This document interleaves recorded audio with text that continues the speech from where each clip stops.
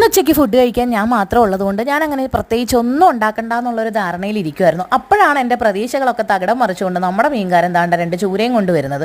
കുറേ നാളിന് ശേഷം ചൂര കണ്ട ആവേശത്തിൽ മീൻ നല്ലതാണോ കെട്ടതാണോ ഒന്നും നോക്കാതെ ഞാൻ ചാടിക്കീറി 2 അങ്ങ് മേടിച്ച് അകത്തൊക്കെ കൊണ്ടുവച്ച് കുറച്ച് കഴിഞ്ഞ് കണ്ടിക്കാൻ വേണ്ടി എടുത്തപ്പോൾ ഒരു മീൻ അത്ര നല്ലതല്ലായിരുന്നു, ചെറുതായിട്ടൊന്ന് നൊന്തതായിരുന്നു. അന്നേരം പിന്നെ ഞാൻ വിചാരിച്ചു അത് കറി വെച്ച് പണി മേടിക്കണ്ട, നല്ല മീൻ എടുത്ത് കറിയും വെച്ച് ബാക്കി എടുത്തിട്ട് പൊരിക്കാനും വെക്കാമെന്ന്. അപ്പം മുള്ളും തലയും എല്ലാം കൂടി ചേർത്തൊരു ചെറിയ കറിയും ബാക്കി കുറച്ച് തോനെ എടുത്ത് ഇന്നത്തേക്കും നാളത്തേക്കും ഒക്കെ പൊരിക്കാനായിട്ട് ഞാൻ അരപ്പ് പുരട്ടി അങ്ങ് ഫ്രിഡ്ജിലേക്ക് വെച്ചു.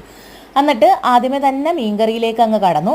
അപ്പം നല്ല കുടംപുളിയൊക്കെ ഇട്ട് വറ്റിച്ച് അടിപൊളി നല്ല സൂപ്പർ കറി അങ്ങ് വെക്കാമെന്ന് വിചാരിച്ചു. ഇപ്പം വെച്ച് വെച്ചാൽ രാത്രി ആകുമ്പോഴത്തേക്ക് ഉപ്പും പുളിയൊക്കെ പിടിച്ച് കറി അങ്ങ് അടിപൊളിയാവുമല്ലോ. അപ്പോൾ കൂട്ടത്തിൽ ആ പൊരിക്കാൻ അരപ്പ് പുരട്ടി വെച്ചിരുന്നതെന്ന് കുറച്ചെടുത്ത് പൊരിക്കുകയും കൂടി ചെയ്തു. ചീനി വാങ്ങിക്കണം എന്നായിരുന്നു, പക്ഷേ അടുത്തുള്ള കടയിൽ ചീനി ഇല്ലായിരുന്നു. ദൂരോട്ട് പോയി മേടിക്കാൻ ഇവിടെ ആളും ഇല്ലാത്തതുകൊണ്ട് ഞാൻ പിന്നെ ഒരു മത്തങ്ങയും പയറും എരിശ്ശേരിയും കൂടെ വെച്ചു. അത് നല്ല കോമ്പിനേഷനാണല്ലോ. അങ്ങനെ നല്ല ചൂട് ചോറും ചൂരയുടെ തലക്കറിയും മത്തങ്ങയും പയറും എരിശ്ശേരിയൊക്കെ കൂട്ടി ഞാൻ ഫുഡ് കഴിച്ചു. അപ്പോൾ അത്രയും